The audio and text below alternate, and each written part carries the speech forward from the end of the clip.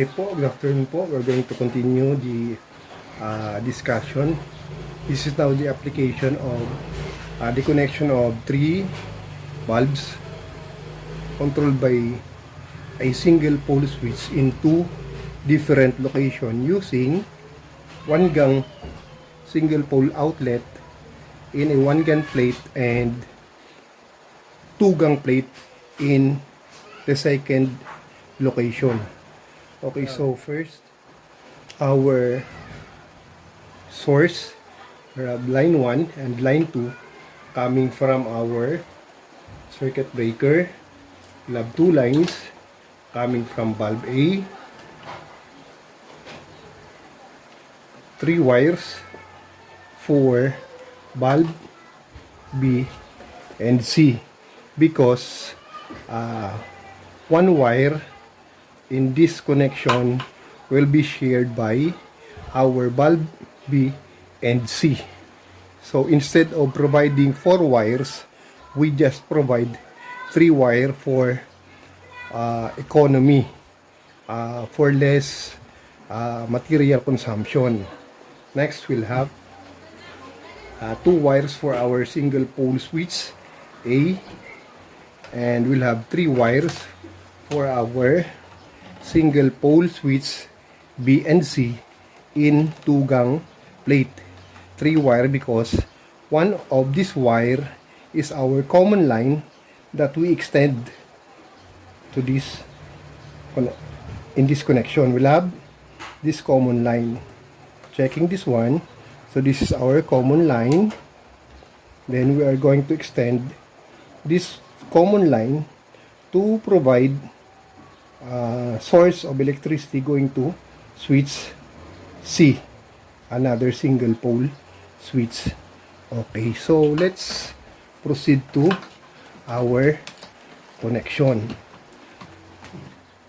I am going to do the connection for line 1 for our lighting outlet. So supposedly we're going to use this line as line 1 for bulbs. We'll have to connect any of this wire we'll use for our connection. So we'll have this one.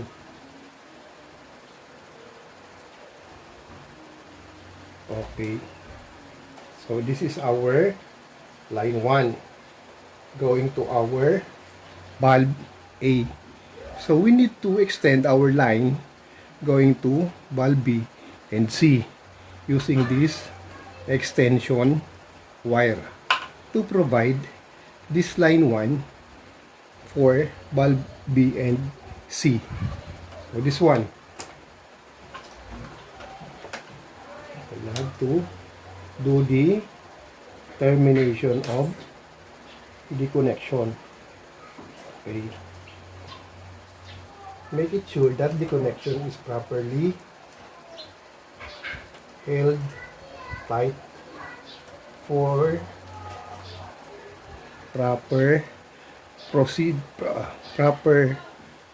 contacts of its terminal connection. Next is to identify the end of this wire. So this is our ending line. Next is to provide our line connection going to bulb B and C. So tatlong wire po. Have 3 wires here. So let's have this one. This one for our extension wire for line 1 going to bulb B. Okay. This one. Bulb B. Ito.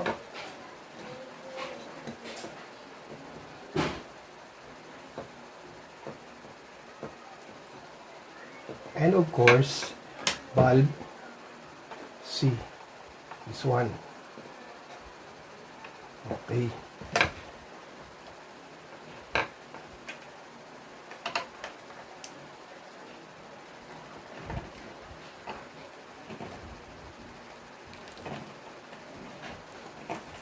Okay. So we've already connected line 1 for our bulbs. Next is to connect our line 2 for our switches. So we'll have line 2, this one. So we'll have to get another one line coming from our single pole switch A. So this one, line 2, going to our switches. So switch A, we're going to extend line 2 for switch A and B later on. Okay.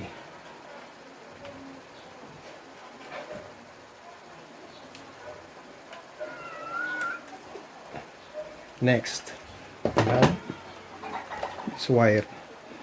So we're going to look for our common line. Since we have 3 wires, we're going to check this one, common line. This one ay interconnected coming from B and C contact. So let us going to trace. Okay, so this is our common line.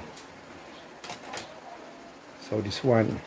So this will provide line 2 for switch B and C. Okay.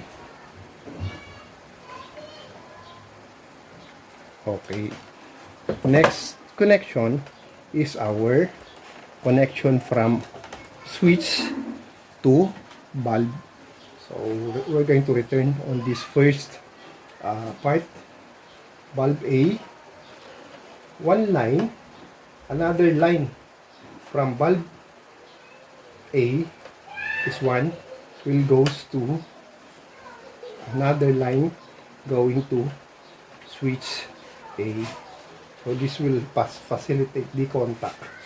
So once you're going to turn on and off the switch, this will facilitate the contact going to bulb, because there is already standby power coming from line 1.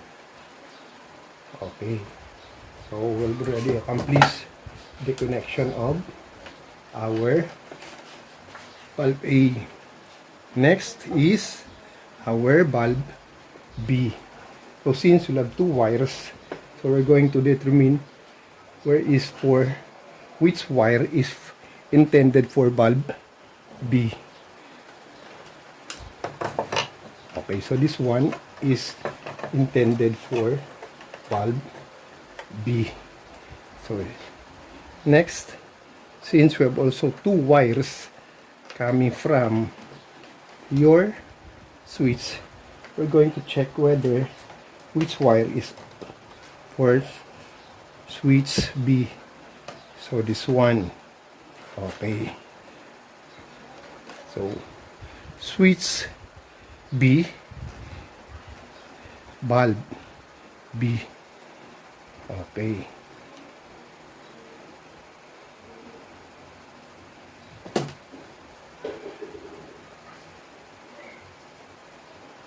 okay, and the last one is for bulb C. So this is for bulb C. We're going to connect this wire.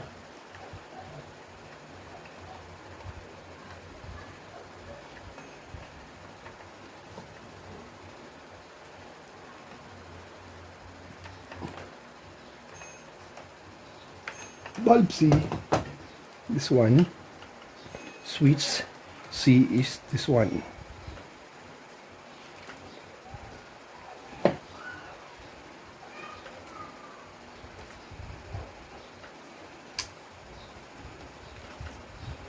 Okay. Next thing to do is to provide electrical tape for every electrical terminal spliced or splices.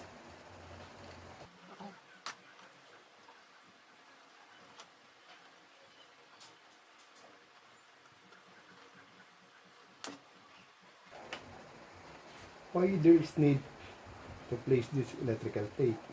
This is important to eliminate or to separate its electrical connection for possible physical contact with its terminal connection. Okay, we're almost done with bulb A.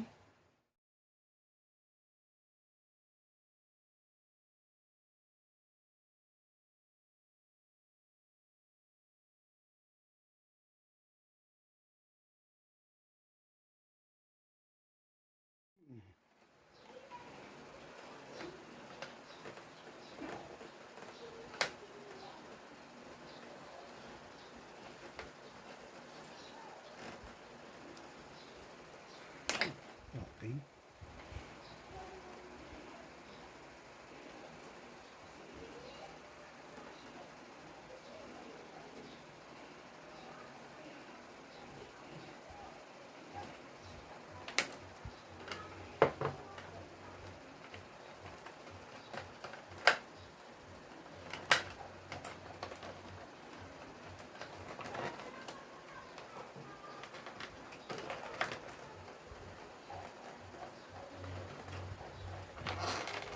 Okay, we're almost done with our bulb B and C.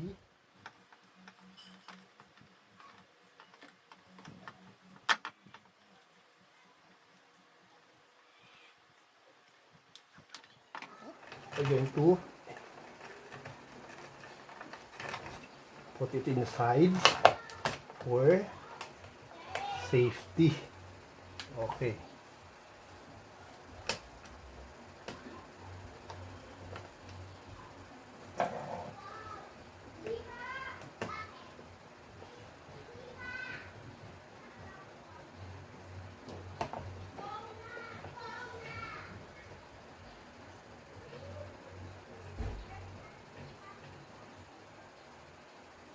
Okay.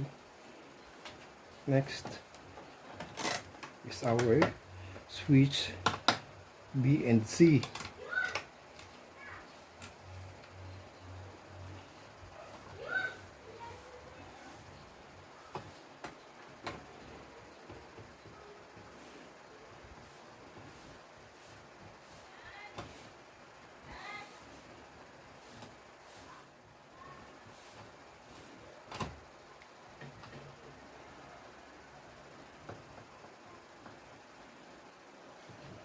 Okay, we're almost done.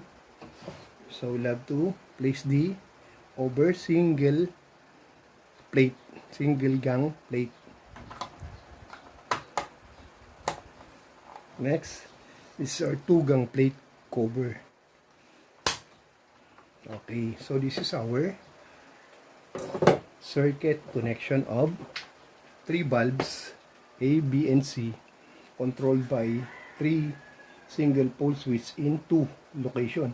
Location A, location B. Okay, let us check whether our circuit is functioning. So, we have the bulb A,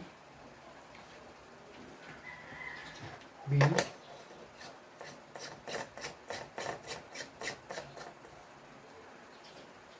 and C.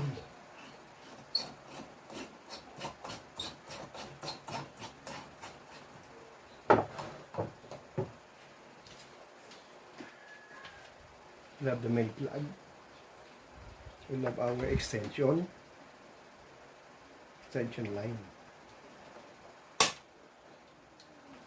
Okay, so let us turn off or turn on the circuit breaker,